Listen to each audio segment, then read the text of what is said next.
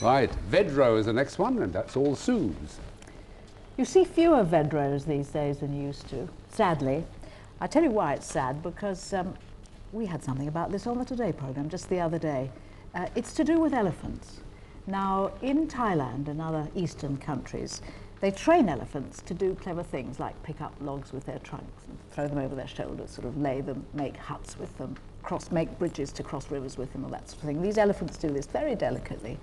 And on top of the elephant is sat a man called a mahout. And the mahout is the chap who kicks the elephant behind his ears with his heels or gives him a tap.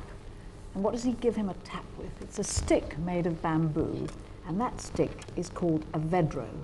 So vedro your elephant and it will do what you want. But it's sad because the world's forests are being protected more, the elephants are needed less.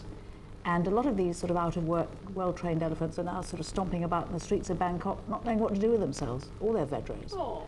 Yeah, and that's a vedro. Thank you. Tim. Vedro.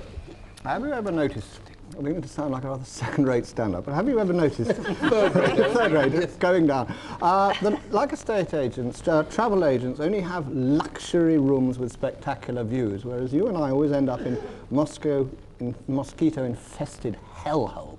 Well, I find this when I travel to Italy, I find a wind follows me around all over it. It's nothing to do with that sort of wind. It is a southwest wind. And it follows me wherever I go, especially down across the Bay of Naples. This wind, the Vedro, crushes across the bay and me. It is, in fact, the Italian southwest wind, the Vedro. Yeah, the Vedro. Right. Alan. Right. Now, one of the spin-offs, for good or ill, about the end of the evil Soviet Empire is that a lot of Soviet, Russian, Ukrainian emigres come over here, freedom of movement, and find work.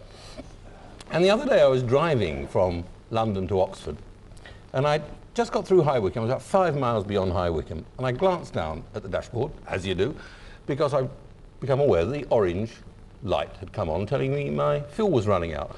I drove on for a bit, hoping I'd see a gas station, and on the right I saw this sort of little shed gas station with a couple of pumps. I pulled across, and why are you laughing? It isn't funny. They have those all the time now. Yeah, no, but this one was different because it happened not to be self-service. And I pulled out, nothing happened, so I banged the horn, and the bloke came out and said, yes. I said, I'd like 10 gallons, please. And he said, we don't do galleons. So I said, oh, sorry, I always forget. Let me have 50 litres. And he said, we don't do litres. I said, you don't do litres? What do you do? He said, I'm Russian, we do vedros. And I said, well, what is a vedro? It is a measure 2.7 gallons of Russian gasoline. So I said, let me have 6 vedros right away, Vidania. And that was it. So vedros, 2.7 gallons of any Russian liquid. Oh, stop it. Well, all right then. It's a bamboo stick with which to goad or prod an elephant. It's an Italian southwest wind, or it's a measure of liquid which equals 2.7 gallons in Russia, whatever it is. Vedro is the word, and it's Graeme. I mean, how can you doubt anything that Sue tells you, for a start? Yes, elephants do work, they do delicate things, they carry lumber, they do have a mahout sitting atop, and he does have a stick, which often has a hook in the end, a metal hook. But I don't think it's called a vedro. Tim's wind is in the southwest. It's okay. You can talk about things like this.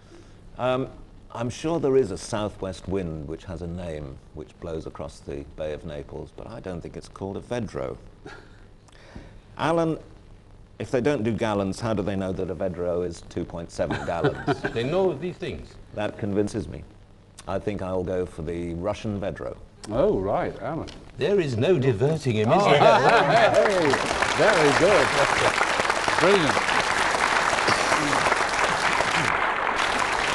Whatever you thought, it was a measure of liquid, 2.7 gallons in Russia.